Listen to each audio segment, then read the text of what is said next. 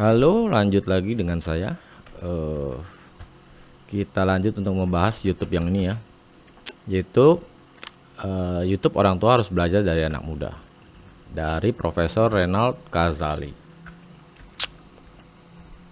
Nah, tadi di awal itu kan saya lebih ngebahas tentang apa ya? Backgroundnya Prof. Renald Kazali. Oke, sekarang saya coba capture poin-poinnya. Oke, jadi di sini disebut kalau manusia tidak mau melakukan perubahan, dia akan punah. Oh ya iyalah, kita lihat aja. Dari dulu kan selalu ada terjadi perubahan ya dalam kehidupan ya. Oke. Bisnis ke depan pasti teknologi. Ya iya. Ini enggak juga sih, ada juga bisnis yang lain sih. Walaupun harus bergantung kepada teknologi, ya iya itu benar juga. Tapi tetap ada bisnis yang lain menurut saya ya. Oke, prioritas orang sekarang adalah kesehatan dan kecepatan. Menurut Prof itu prioritasnya kesehatan dan kecepatan. Sorry ya saya usul aja, ini biasanya sih berlaku karena ini yang dia butuhkan. Karena dia sudah tidak sehat dan dia sudah lambat. Sorry kalau saya salah ya. Sekarang di Prof itu menjadi komisaris dari PT Pos Indonesia. Berat ngangkatnya karena perusahaan tersebut sudah berumur 275 tahun. Wow. Market share tinggal 2%. Wow. Oke, market share tinggal 2%. Nah, sebelumnya profesor ini berada di Telkom. Waktu itu katanya Telkom waktu dia memimpin di sana katanya dia bisa mengalahkan Pertamina dan Bank Mandiri. Tapi kalau sekarang mungkin sebaliknya ya. Nah, dipindah ke perusahaan yang merugi, walaupun menarik kata dia. Karena di situ dia bisa membawa perubahan tentunya. Karena dia memang fokusnya di sana gitu loh. Wah, mestinya dia dipindah ke Garuda aja. Kalau menurut saya, karena Garuda kan lagi mau merugi nih. Wah, taruh aja di sana Z. Kalau dia bisa bikin untung, Garuda hebat tuh. Tinggal mana saja dengan lebih urgent, Pos atau Garuda nih. Oke, karena langsung kelihatan dari laporan keuangan ya, karena perubahan perusahaan yang merugi itu langsung kelihatan banget tuh. Ruginya berkurang kan nih. Atau bisa juga dari program-program juga bisa. Mungkin nggak keuangannya nggak langsung terlihat, tapi dari program-program kelihatan tuh ada penyegaran dan sebagainya. Nah, di zaman online ini menurut Prof yang dibutuhkan itu adalah 3 hal: e-commerce, logistik, dan alat pembayaran. Contohnya Postpay, Postin, dan Postlog. Ya benar juga, memang kalau online kan harus ada jualannya, e-commerce. Bagaimana mengantarkan barang tersebut, yaitu logistik, dan bayarnya pakai apa gitu. Ya, dia mulai kerjasama tuh bikin dengan e-commerce tuh pembayaran lewat pos, yaitu ini tadi Postpay, Postin, Postlog. Nah, pos menurut Prof itu berguna untuk daerah terpencil karena memang kantor pos itu tersebar luas sampai daerah-daerah terpencil dibandingkan kalau yang perusahaan swasta mungkin ya, logistik swasta gitu. Nah, menurut Prof itu juga Western Union itu simple katanya, cuma minta nomor telepon. Soalnya menurut Prof itu bahaya kalau sampai perlu nomor KTP atau NIK. Jadi itu jangan sampai disebarluaskan mestinya. Kalaupun disebarluaskan ya jangan sampai, agar terjaga kerahasiaannya menurut saya sih. Teknologi menjadi backbone. Ya benar, teknologi menjadi backbone untuk masa depan. Pos punya aset di daerah heritage. Ini menurut Prof nih. Yang harganya mahal sekali karena heritage itu maksudnya itu di tengah kota biasanya. bukan di pinggir-pinggir, di tengah karena dia sudah lama umurnya. Oke. BTN dulu adalah bank pos. Oh, dulu kalau mau bayar pos tidak bisa lewat BTN, mungkin maksudnya gitu kali ya. Kondisi saat ini menurutnya, kondisi kenapa kantor pos itu menurun ya, karena orang tidak saling meneruskan antara ya generasi yang lalu dengan generasi yang saat ini, atau kalaupun meneruskan tidak melakukan transformasi. Ya ini mungkin juga ini karena fokusnya dia di situ ya, di perubahan ya. Nah, ada dua cerita, story of yesterday and story of tomorrow. Wah, hebat nih. Jadi story of yesterday itu adalah ya cerita masa lalu, masa lalu, kesuksesan masa lalu. Lalu ada cerita, lah terus kedepannya mau ngapain? Itu harus kita persiapkan tuh. Contoh, dalam accounting itu ada tangible asset. Tangible ya, sesuatu yang jelas, nyata. Apa itu? Aset misalnya. Tetapi bagaimana dengan intangible? Misalnya apa? Software. Nggak kelihatan kan software barangnya ada di mana. Nah, menurut Prof ini di ke depan ini bisa bernilai sebenarnya ini. Ya kan, karena teknologi itu kan membawa nilai gitu.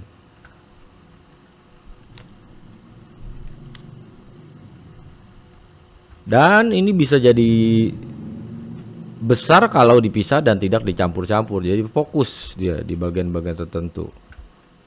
Past, present, and future. Oh, ini menurutnya keadaan yang masa lalu itu biarlah masa lalu, tapi ada masa kini di mana kita sedang bekerja, lalu ada future. Kedepannya kita mau ngapain? Ini harus dipersiapkan nih.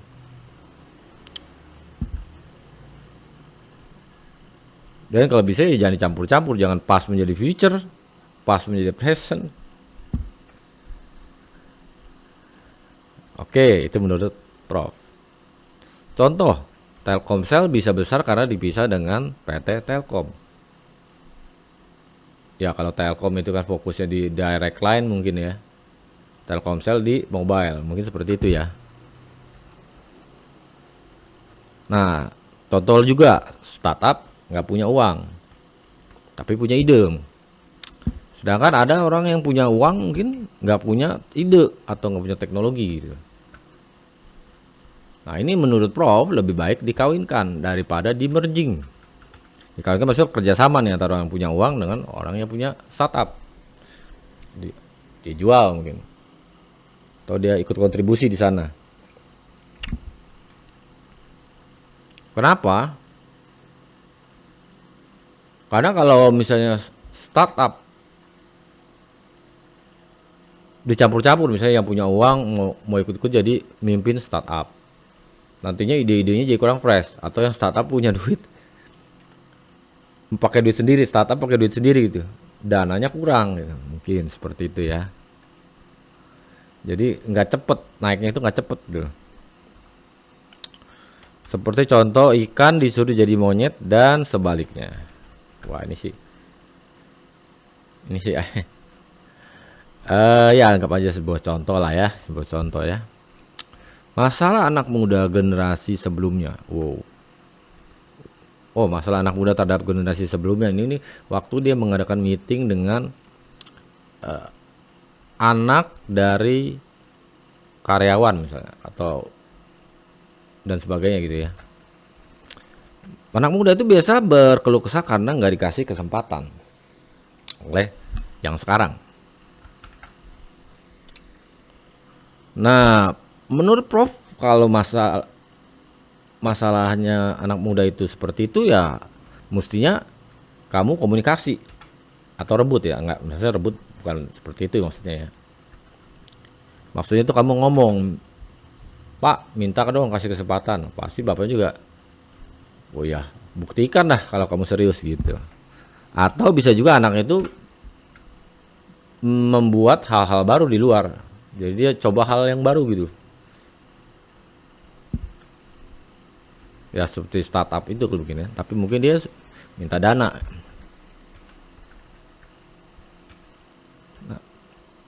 Nah, sekarang itu orang tua itu belajarnya sama anak. Oke.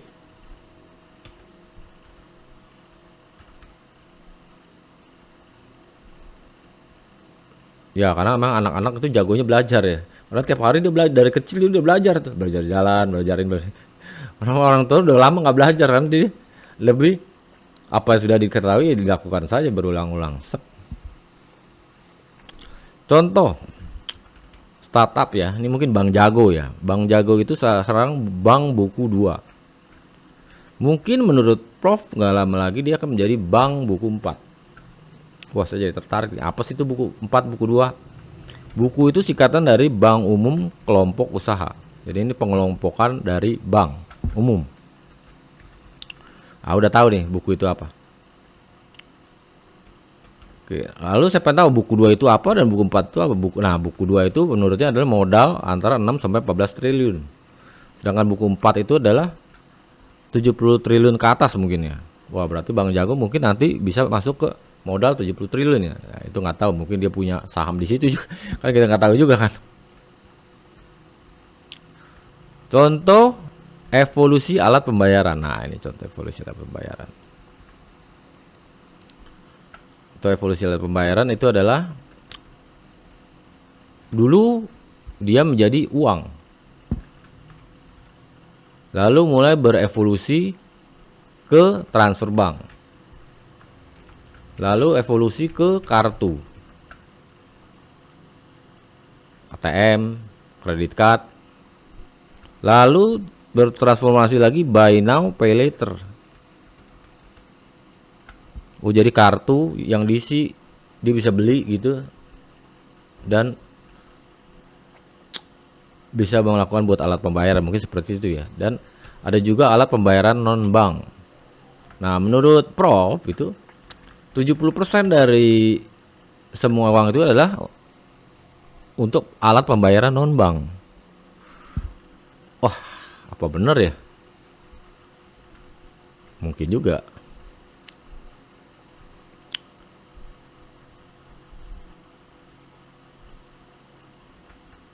Oke, lanjut ke kompetitor sekarang itu dari luar negeri, dari luar industri. Yaitu tadi karena mengacu pada alat pembayaran non bank, ya, dimana bank itu adalah industri dan kompetitornya itu adalah dari luar industri.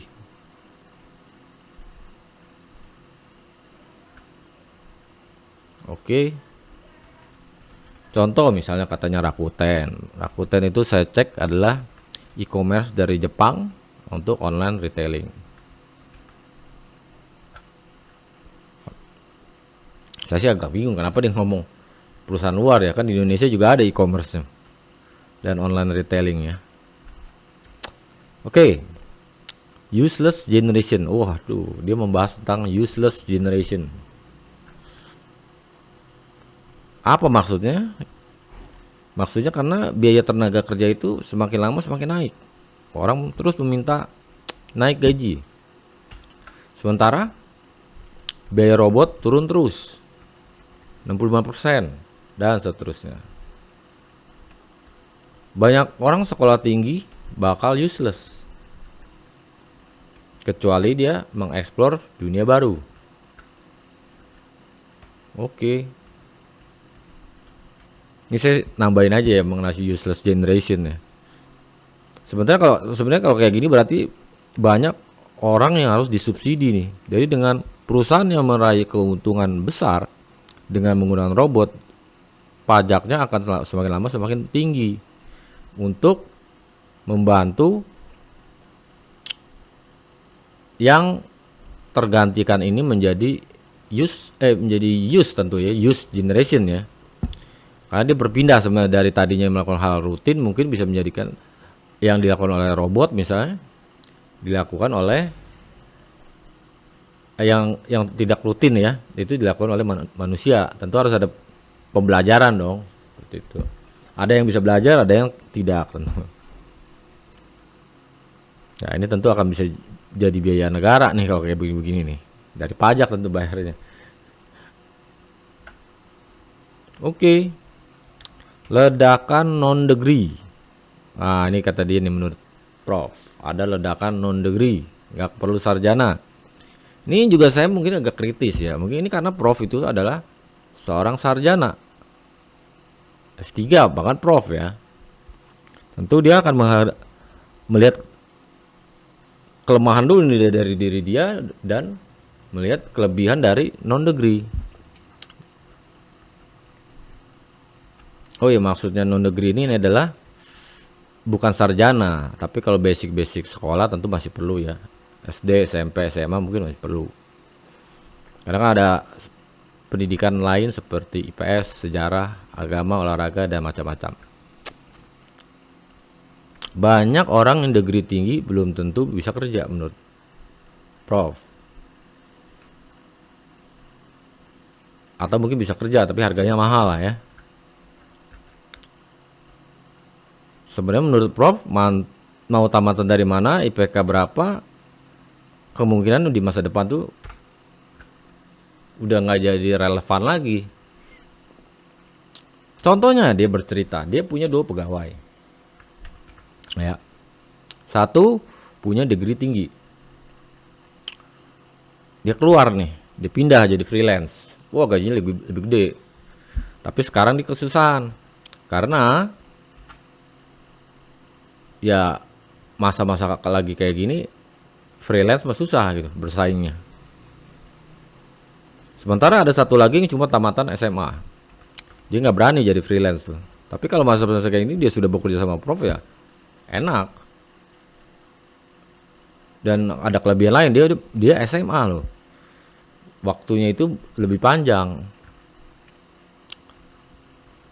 Saya rasa ini terbalik nih. Jadi yang SMA itu dia punya umur lebih panjang, tenaganya masih fresh,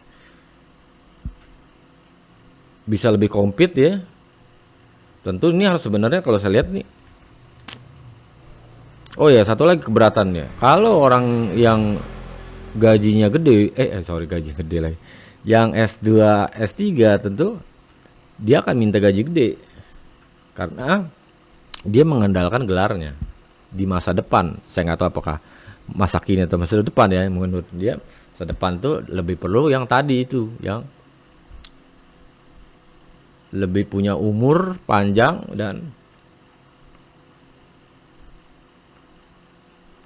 waktu lebih banyak ya. Nggak harus degree-nya tinggi-tinggi. Sebenarnya kalau saya lihat ini Prof ini lagi curhat sebenarnya kalau saya lihat. Karena dia kan sebenarnya punya gelar yang tinggi. Makanya dia menghargai orang lain yang tidak punya gelar tapi punya umur yang lebih panjang.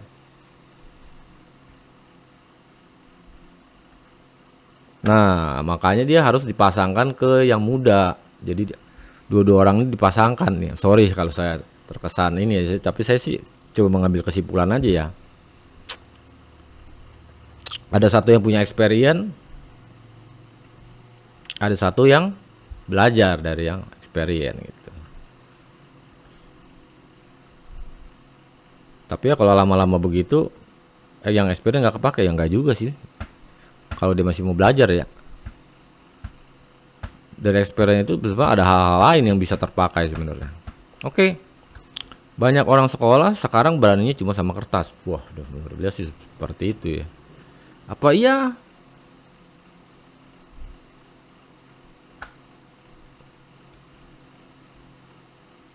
Karena ada fenomena battlefield. Orang sekolah nggak berani berubah karena masuk zona nyaman. Ya juga sih.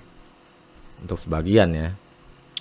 Dia udah kenakan di zona nyaman, nggak berani dia bertarung. Sementara orang yang nggak sekolah tentu harus bertarung ya. Lah orang resumenya kosong, apa yang mau diandalkan sama dia? Wah, daya saing dia lah. Dia harus battle. Itu. Ini juga sebenarnya sih curhat sih menurut saya sih.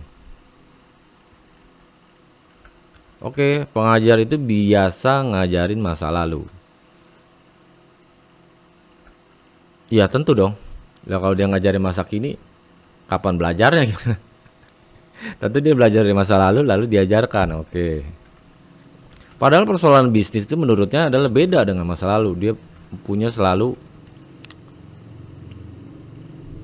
oh kalau kayak gitu berarti dia harus belajar dari, jangan dari pengajar ya, apalagi yang sudah terlalu lama ya. Dia harus belajar dari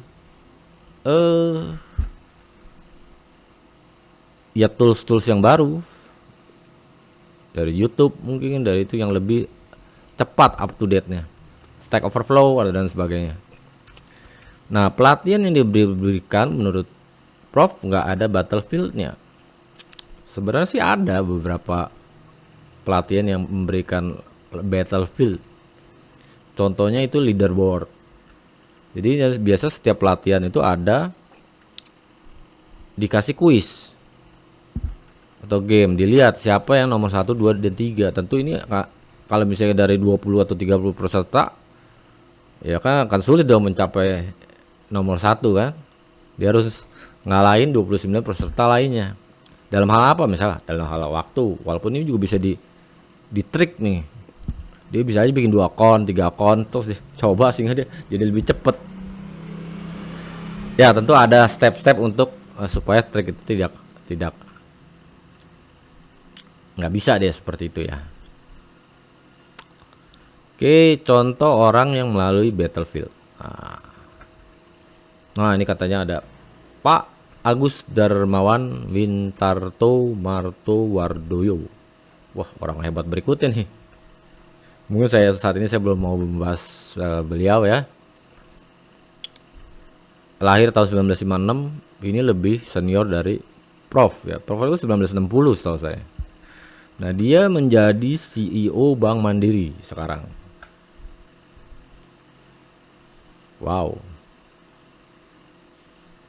Nah, katanya sebelum dia menjadi CEO Bank Mandiri tentu banyak perjuangan yang harus dilakukan ya. Nah, kekalahan itu menurut Prof itu adalah ciri seorang pemenang. Asal dia nggak menyerah. Ya iya, kalau orang kalah nggak menyerah pasti menang. Tapi kalau udah kalah terus menyerah, ya sudah, dia nggak bakal bisa bangkit.